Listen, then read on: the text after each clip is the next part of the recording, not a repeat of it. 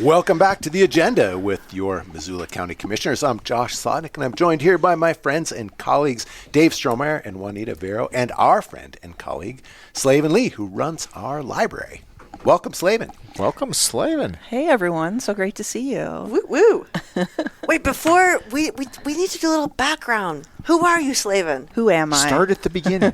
Okay. I was born in Point Pleasant, West Virginia. That's a nice name of a town. Okay, that's good. Home of the Mothman. The Mothman. Yeah, it's a folklore. We probably shouldn't. Oh. No. You can't just drop dang. Mothman. Who is the Mothman? Yeah. Is this like Sasquatch, kind of, or Of West Virginia. Of West Virginia. So as you can imagine. what does the Mothman look like? A man with moth wings. Okay. Is he of Sasquatch size This or is my moth fault. size? He's a little man. He's like regular man Okay. size. He appears when something bad is going to happen. Oh, he's he like an gives omen. premonitions or omens. Yeah. So if you see the Mothman, go home and batten down the hatches. Pretty much, yeah. Yeah, he appeared in 1979 before this bridge collapsed during rush hour. Carter administration. Whoa. Before During a the bridge, Carter a bridge administration. collapse. Yeah, in Point Pleasant. There could be a book in our very own library about the Mothman. I bet. Way to bring us back to Yeah, way to bring it back. Yeah. But we were learning a little bit about you. That's right. And how did you show up here and become affiliated with our library, other than I think the job was offered to you, obviously. Yeah. But Oh, yeah, but the working towards that job started Yeah. probably 2 or 3 years before I got it. I had a personal strategic plan Nice to get the job, library Slaven. director So job. impressive. Wow. Yeah. Tell us about that. What was your runway like to get this gig? Well, I mean, I had community already in Missoula. I was living in Austin, Texas at the You time. were already the director of a big-time library, right? I was the director of collections at the Austin Public Library. Basically, all the books and But materials, Austin's got like 1 million people in it, right? at least. So being director of collections at the Austin Library is probably equivalent to being the director of the library in Missoula. I would say, because my book budget was more than our entire budget. Well, there you go. I think you just nailed it. So this was, I would say, an upward move in terms of places, but maybe a sideways move in terms of Oh, responsibility. careful how Oh, you're going to answer boy. this. It was all upward. All all upward. up, that is the right answer. All right, perfect. You did not take the bait. Yeah. So I just had been kind of paying attention to the development of the new library for a long time, Yeah. and was just really impressed by the Culture House model that had been adopted, which I could talk a little bit more Please do. about. Yeah, because I bet a lot of people out there don't know what that is. Yeah. So the Missoula Public Library, specifically the downtown library, because we do have branches, was built based on a Swedish Culture House model. We're the first library in North America to adopt this model, and Wow. it's essentially museums and libraries co-located in one building with other nonprofits. So at the building here downtown, we have Spectrum Discovery Area, Families First, the University of Montana Living Lab, and MCAT Media Resource all in one building, under the agreement that we base all of our services around the concept of collective impact. Basically, we share resources, whether it's people, ideas, stuff, in an effort to improve the community at a higher scale, because we're all working together. Not improve the community, but enrich. Enrich. Has the co-location yielded a synergy that you don't think would have happened otherwise? Absolutely. What's some examples of that? Well, I mean, so the directors of each of the organizations meet once a month. We just had our meeting today, our executive leaders meeting. And Spectrum Discovery Area and the Living Lab received a federal grant to do this Changing of the Brain project. Teens will be recruited to be in a cohort to learn about science related to brain stuff. And then they'll go out in the community and teach people about these brain-related things. I'm a librarian. I'm struggling here. But anyway, it's a great, well-funded program that the partners are doing that will bring more teens into the library, which, you know, we're always trying to get more teenagers in the library. That's a tough population to get to come to the library sometimes. So that partnership between those two organizations will benefit the library, because we'll see new people that we weren't serving before. So exciting. Yeah. So they just hired someone to be the coordinator for that program, and they're just talking about what the activities will look like in the library building. And something neat with each of the partners that we have in the building is that they have an agreement to go out to our branches once a quarter and offer programs. So the Spectrum Discovery Area, for example, they go out and do science programs in Condon or Swan Valley. Can you talk a bit about our branches? Like where are they? Sure. So there's Swan Valley in Condon, Sealy Lake, Potomac, Lolo, Frenchtown, and Big Sky. And the bookmobile. And the bookmobile. Bookmobile is huge. Yeah. And so with all of those, is Condon the only one that is not co-located with a school? That's right. Okay. Yeah. So the other branches are in public schools. And you don't have to be a student at one of those schools to use the library. A community member can just drift into the school and okay. Yeah, we have MOUs with each school that creates a structure for when the general public can come into the libraries. But yeah, they're open to the public with collections that you can check out, programs, all sorts of things. Are the Missoula Public Library collections separate from all of the other books in those schools' libraries, or how does that work? Complicated, I gather. This shouldn't be a trick question, but it's a tricky question. Okay. And I don't want to answer incorrectly. Okay. It's all right. Because the kids have their school library cards, and with those, they're only allowed to check out school library materials. But then with their public library card, they can check out Public library materials. Yes, and we have different parameters around what we select at the library. It's a little bit more open because we're serving multiple audiences. So our library, as pretty much most people know who live close enough to frequent often, is the spot, the host, the venue of all kinds of community events. Right. Is that something that was in the plan always from this library? How do we end up being kind of a venue space for all sorts of cool things? Yeah, I mean, the national trend in libraries, including our own, after COVID is that we're still slowly getting up to the same door count that we had before COVID times and the same level of materials that we're handing out to people, that people are checking out. The numbers are high, but they still need to kind of recover. But the number of people that are coming to programs is just astronomical. Wow. Last year, 23,000 people came to our programs at the downtown library and the branches. Can you give an example of some of the programs?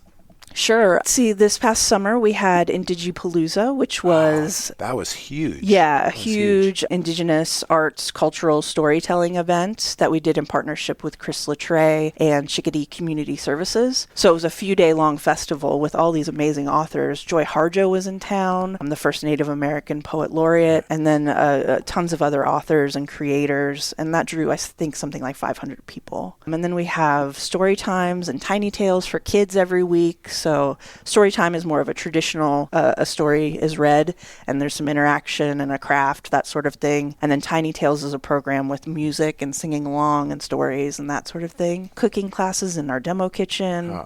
Book clubs, as you would imagine. And even more programming is possible because of that all under one roof model that I mentioned. And what other things can folks do at the library, I mean, besides the programming? Well, of course, check out books, DVDs, music, vinyl records, that sort of thing. But we also have a library of things. So using your library card, you can, I think our top checkouts in the library of things are telescopes. Oh, right. Yeah, I forgot about that. Auto diagnostic kits that you can use to figure out what's wrong with your car. Binoculars. We have something called a culture pass where you can check it out and go to things like the Butterfly House for free or a Paddleheads game for free. And then we also have genealogy classes and resources that people can use. Programs around, we were just talking about a little bit ago, one called Pain Savvy, which helps you navigate chronic pain that you might have and is led by an expert. So just tons of different things. There's also Resource Access Day, which is a monthly event that takes place on the 4th floor of the library where all sorts of providers and nonprofits come together, usually around 50 to 70 providers, and folks can come and get their needs met, whether that's a free haircut. A salon is always set up just outside of my office. It's really fun on haircut day. You can get connected with housing, SNAP benefits, become part of community organizing. So I think our library is really amazing in that the gamut of things running from that to a reading I went to last year. The book is There's Always This Year on basketball and ascension. Yes. It's Hanif. I can't remember the guy's last name. Adurakib. Yeah, it was so good. He's a person of national prominence. And then we have that, and we have haircut day for people who are living outdoors under the same roof. It's pretty amazing. It is pretty amazing. And Hanif was such a big deal. I mean, he's one of my favorite authors. And incredible. incredible. To have him here. And the way he spoke and the way he reads, writes poetry and essays, it's all kind of the same piece of cloth. And I got this sense of authenticity when he was there. He was superhuman and real. And it was one of my favorite readings I've ever been to. Me too. I think there were something like 200 people there. It's incredible. Yeah. pretty big deal. Everything you've described, Slaven, is in line with a recent book I read. The title is Palaces for People, and a lot of emphasis in this book is put on libraries, particularly in larger urban areas such as New York City or Chicago. Did you only read that because Slaven said to That's read what it? I was going to say. I know. I was like, what a brown noser. I have not. I have no finished reading it. idea how I got the book. Maybe you gave it to me. Yes, Slaven gave it to Oh, us. I finally read it. I think- I could not remember how I got it, but it talks about social infrastructure. Dave, Yes. Dave is absolved because of the, as you recall, that we all. When did you give us that book? Gosh, last year. year. Long time Have you ago. two read it? No, it's on my bedside table. It's along good. with other things. It's a good read. Yeah. And so Had to get through clearly Wuthering Heights. that concept applies. Heathcliff is Is Margot Robbie bad. coming next week? Did you make the call? Well, we got Jacob. We got Jacob instead. Jacob is. Great. Well, thanks for providing the book. Thank you for reading it. Yeah. But clearly a smaller community, large for Montana, but overall in the national scheme of things, a smallish community, those principles still apply. Mm-hmm. I guess in terms of the demographics you see served by our library across the gamut of services and opportunities that we provide, are there specific demographics that you see being drawn to the library more so than others, or? Yeah, this is exemplified in that book, Palaces for the People by Eric Kleinenberg. And I see it here in Missoula County every day. The library is a third space. Yeah. You've probably heard that Yes, phrase before, yes. right? You know, it's not work, it's not school. It's a place where people can come together, not related to those things necessarily. And it's a place that's free and open to the public and welcoming to everyone. So everybody uses the library. It's one of the few places in the community where people who have nothing in common are sharing space together, which is such a great tool for empathy, you know, learning about other people, learning about other people's lives. And I just see that in play all the time in the library. So everybody uses the library. Slaven, there's been a lot made in media as of late around loneliness and young people who spend a lot of time behind keyboards or phone screens and don't ever really learn to flex the muscle of in real life interaction. Most recent time to the library, just maybe 2 weeks ago, saw a ton of young people there. I'm talking like teenagers. Do you have specific programming, or are young people just going to the library? It's both. Today, MCPS is having their Battle of the Books on the fourth floor at the Battle of the library. Books. That's great. It's a national program, but there are hundreds of kids at the library How does right it work? now. How does Battle of the Books work? I don't know. It really like commodifies, or not commodifies, makes reading like super competitive. So you have to battle it out to be the best reader or something. Right. That's my very limited Where understanding. I saw a bunch of young people just walking by is in that makerspace. Yeah, the makerspace is huge. That's What happens at the makerspace? It's a free space where people can come and learn how to use 3D printers, laser engravers, sewing machines. We do a lot of mending classes. I see people of all ages come to our mending classes. So those sorts of things, those really creative skills, but also skills that help a person get a job. You can get certified to use a 3D printer and share that on your resume, or you can just create things for home that you need. I talked to a woman on the phone the other day. Her dog is really smart, and whenever he's in the car, he gets seat belted into something in the back seat. He's a husky, and he's smart, so he knows how to eject the seatbelt. And she was like, I found a pattern online that I can create this piece using a 3D printer to keep my dog locked in his seatbelt. She's like, when is the makerspace open? So stuff like that. Dave's question about demographics, the time that you've been at the Missoula Library, like how has that changed at all? Well, we did our strategic planning process my first year at the library. So it launched in 2023 after a year or so of planning. And we found through talking to people, surveys, collecting data that we needed to prioritize certain populations. So that's Indigenous community members, teens, refugees and immigrants, and then people who are geographically isolated.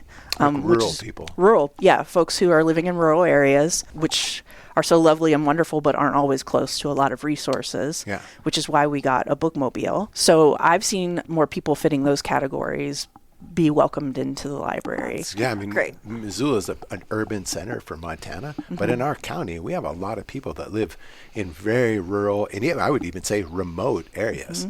Yeah, and from that strategic planning process, it was so clear that we needed a bookmobile because we didn't have one. Yeah, But when did the bookmobile go away? a long time ago, there was a bookmobile, but Yeah, I would say that's- that's like decades ago. I remember the bookmobile. I love the bookmobile.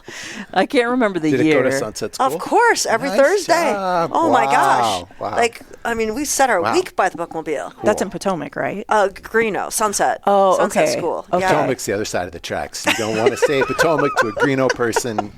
You can't do that. What sort of vehicle was used as the bookmobile back? It's in like, that, you know, like a the, Conestoga wagon Go- or something? the Go Fetch. F-150 with a topper. Well, you guys know the Go Fetch van that Yeah, runs yeah. around town. Yeah, it's a box van. It was like that. Yeah. like box van. with a like accordion door on it, Right. and You have a very nice bookmobile. That's Now right. it's- Now The you bookmobile got- you now have is a amazing. 21st century We have a bookmobile. very fancy Sprinter van that And has been customized to Is be a there some kind bookmobile. of tech interface in there too? So It has Wi-Fi. That's- Yes. Yeah, and it's a fancy Sprinter van, so it has all sorts of tech inside of it. But it's predominantly meant to bring books and enriching activities, and as a means to decrease isolation. sure. An expert who comes Yeah. out and meets with people and builds community through that bookmobile, Do you know if the bookmobile still goes to Sunset School? I believe think it we does. do. Yeah. That's fantastic. Yeah. which is in Greeno. yeah. Which is in Greeno. Yes. Yes. We would hear the bookmobile pull in on the gravel into the parking Yeah. lot. And we would like, I love we were it. so amped in school. Like, oh my gosh, we gotta go. How great is that? Yeah. Yeah, there's a StoryCorps video where this person from Washington tells her story of growing up on a migrant farm as a kid, picking crops, and the bookmobile coming to her community, that, the tires on the gravel, Yeah. how much that meant to her and how it made her want to become a librarian eventually. We used that video to fundraise to get the bookmobile. It's a great partnership. I interviewed somebody for StoryCorps, and it was in the library. Right. Yeah, because we did their big national tour a few years ago. Yeah, that's a big thing. Just Yeah. drop that. Just we're part of the StoryCorps national tour. Yeah. No big deal. After the Hanif reading.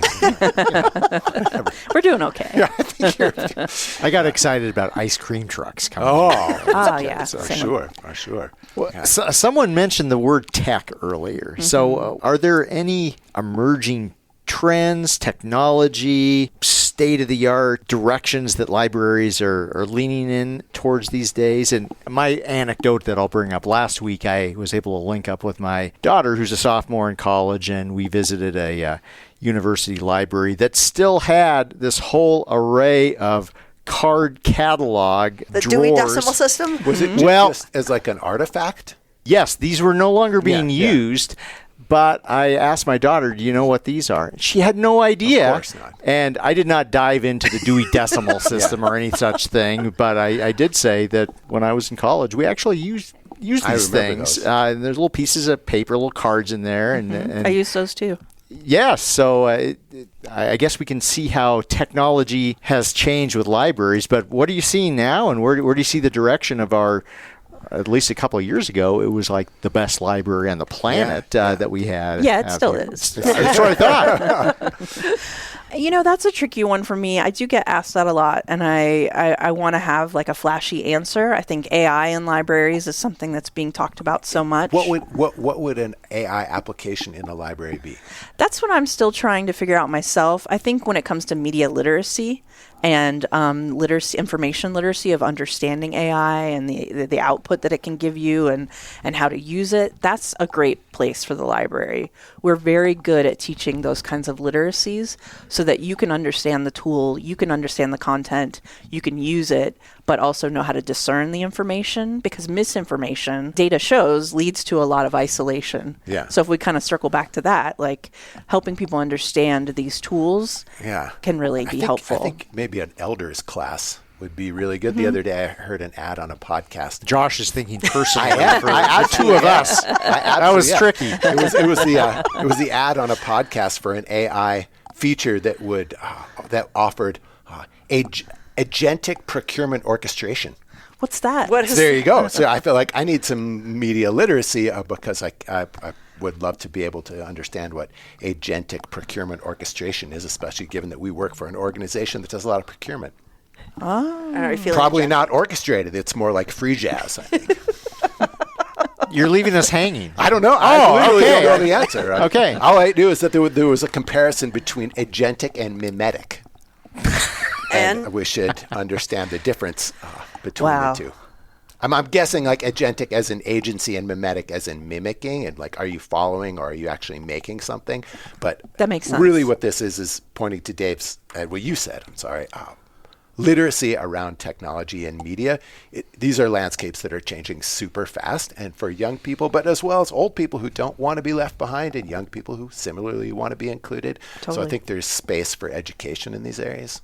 And content creation, too. I mean, AI is using publicly shared information to create content, right? And That would that's be our generative information. AI. Yeah. Generative AI. I made a Sasquatch video the other Yes, day. yeah. So, okay, Yes. so the Generative AI focuses on creating context. and agentic And that based is, on prompts, well, agentic AI uses AI to autonomously plan, take action. Oh. and make goals. Exactly so what I thought. agentic AI is the AI that people fear in terms of global domination because it's autonomous as opposed to.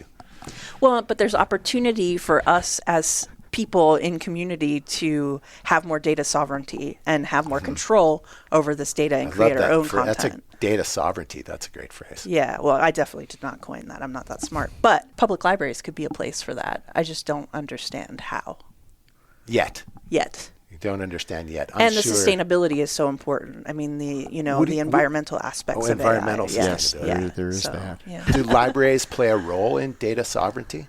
I mean, they can, for sure. What would that look like? I mean, there are some grant-funded AI projects out there that are helping libraries do that. It's just not something we've really delved into yet.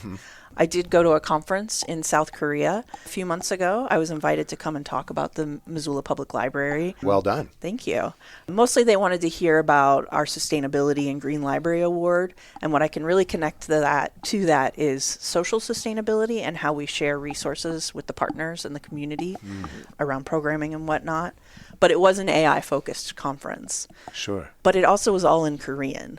So I had my little headset on and I did my best.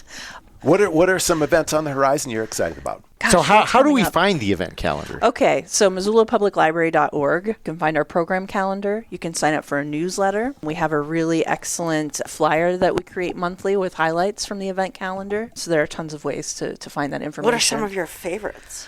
I mean, in the past, some of my favorites are the restaurant downtown Basil has been doing cooking demos in our demo kitchen. So how to use things from the farmer's market, how to make bone broth, stuff like that. The They do Tamarack- have very good bone broth. They really do. Yeah. The Tamarack Grief Center is doing, I think tonight, a cooking through grief class. Last year we did an event called Soups and Stories with All Nations. Oh, what a great idea for an event. Yeah.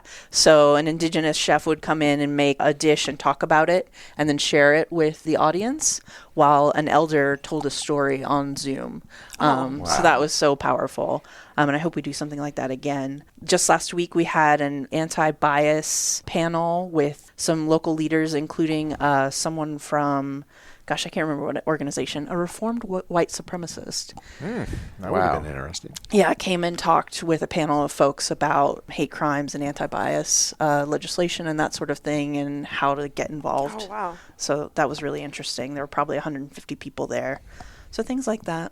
Cool. Plus Lego Club. I was just Lego looking Club up Lego happens Club. every week. That's Kids right. STEM building. Yes. That's awesome. I think that's Families First that does that. We have a program called Read with Dogs where therapy dogs come to the library and kids who are shy about reading get to read aloud to the dogs. Oh. It's really special. I see, Dave, here's one for you and me, the Memory Cafe. Work on our What's on the What's on the menu? I just read it, but it slipped away.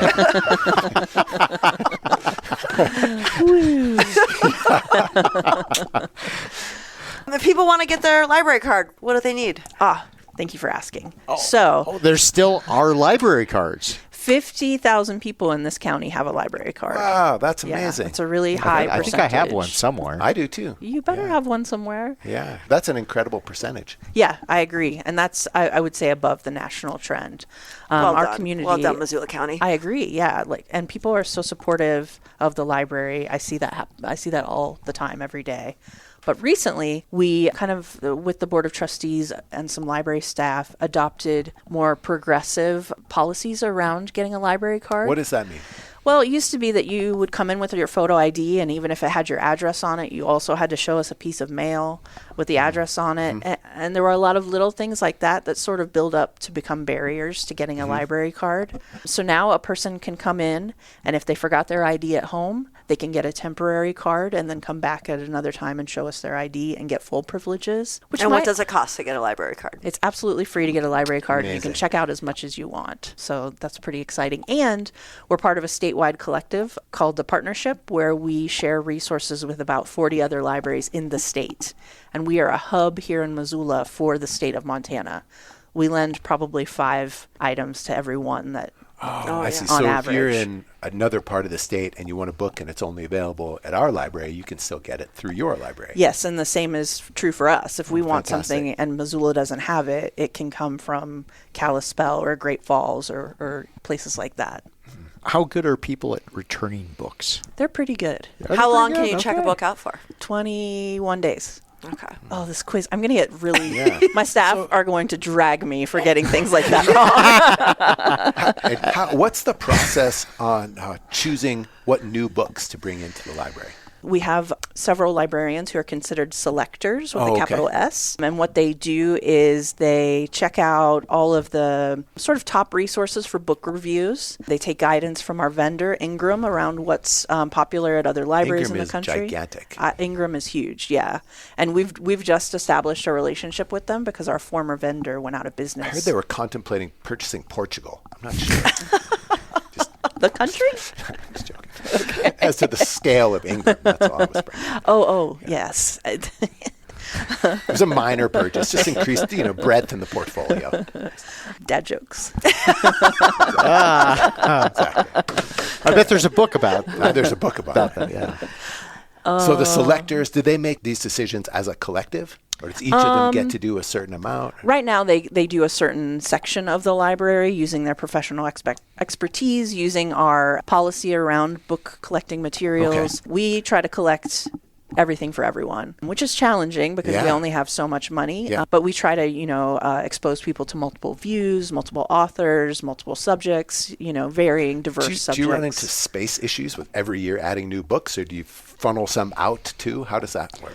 There's a very detailed process around removing materials from the library when they are no longer circulating or they're out of date. So not censorship removing, but Right. it's called weeding.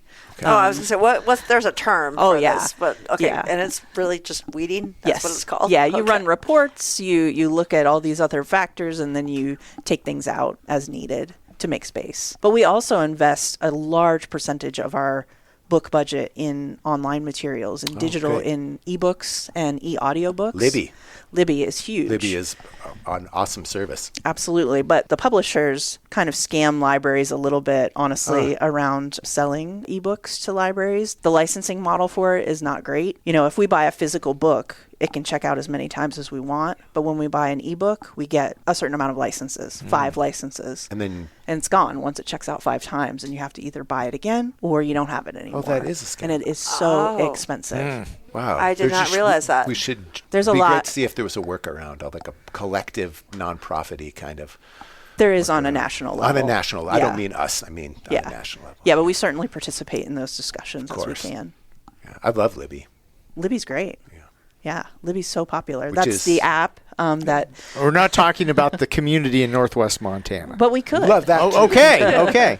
They have a great, they have What great are we libraries talking there. about here? We're talking about an app called Libby that public libraries all over the country use to check out digital resources to people, ebooks and e-audiobooks.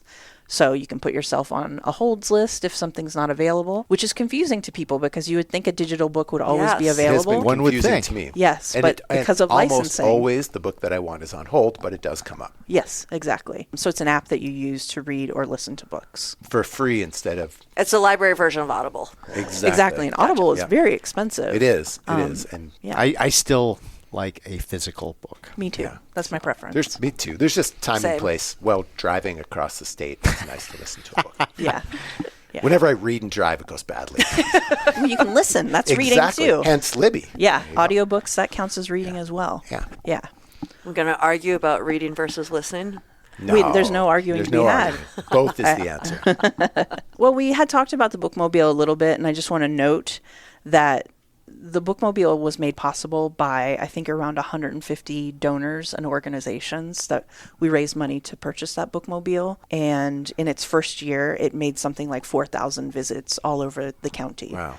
Definitely with a focus on places outside of Missoula, the city of Missoula. And we take programming out via the bookmobile. So, some story times at one of the stops or science programs with Spectrum Discovery Area, that sort of thing. So that feels really important to me. The bookmobile circulated 7,500 books and other materials in their first year too. So that's pretty huge. They give library cards, all those things. And then something I wanted to mention too, we recently polled voters in the community about what they think of the library, and some really positive messages we heard from the community were that they love that we celebrate the freedom to read. And what that means is that we just want to provide non-judgmental service to people, non-judgmental materials and access to materials to celebrate reading. And we use that phrase freedom to read because that feels really important. And then also the people who took the poll really had a lot of positive things to say about library staff. It's great. Yeah, which the pollsters said they had not heard in other communities when they've done similar polls. And our before. library staff they're long-term library staffers. I've heard all over the map. But yeah, I've heard there that are. getting a job at the library is trying to get into the Foreign Service or something. That's how I It's felt next trying to get a job impossible. at the library. Yeah, multi-year runway. I know. Right? Yeah, I've heard that people just don't leave. Hopefully that's a sign of it being a good job. Yeah, of course it is. I mean, usually that's an indicator. We do have someone at the library who's worked there for 49 years. Wow, amazing. They definitely used card catalogs back in the day. They did. She is the cataloger for the state of Montana. Well, Slaven, I get to ask you our standard last question. So as somebody who's in tune with media, books, and otherwise, have you run into something in the recent past that you thought, man, that was a little nugget of wisdom that was really memorable and I'd love to pass on? I'm a big fan of Sarah Schulman. She's an activist and writer and playwright. She's just one of my favorites. She has a new book called The Fantasy and Necessity of Solidarity. And she just talks about how obviously solidarity is necessary for social justice and progressing society in a lot of ways, but that often people in movements think that it has to be easy, that everyone has to agree with you for you to be in community, in solidarity with others. So she kind of talks about how that purity can prevent communities from moving forward. Oh, so good. Interesting idea. Yeah. And one example she uses is activists who actually flew to Spain and went to war during the Spanish Civil War to fight fascism. Back in this country where they were from, they were labeled prematurely anti-fascist because it was before World War II and before the rest of the country had kind of been like, oh yeah, this is bad. So she talks about that and just talks about how it takes a while sometimes for movements to take hold. And one thing she said about leadership is that real leadership is about helping people be effective where they're at. So meeting people where they are and understanding that you might not agree with each other, but you can still be in a coalition together. Oh, yeah. So that's the nugget. Such a good powerful description of reminder. reality. Yeah. Right? And especially because we serve everyone. That's so important. So that's really been resonating with me. That's a good one for this moment. Yeah. Thanks a lot. And thanks for everything you do at our great library. Well, thank you. Thanks for having me. I mean, thanks for my successful personal strategic plan working out. Well done. Well done. Thanks, Slaven. Yeah, Thanks, thank you. Slaven. See you all soon. Thanks a lot. Thanks for listening to The Agenda. If you enjoy these conversations, it would mean a lot if you'd rate and review the show on whichever podcast app you use. And if you know a friend who would like to keep up with what's happening in local government, be sure to recommend this podcast to them.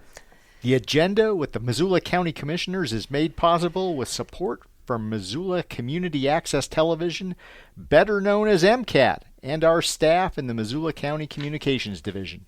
If you have a question or a topic you'd like us to discuss on a future episode, email it to communications@missoulacounty.us. To find out other ways to stay up to date with what's happening in Missoula County, go to missoula.co/county updates. Thanks for listening.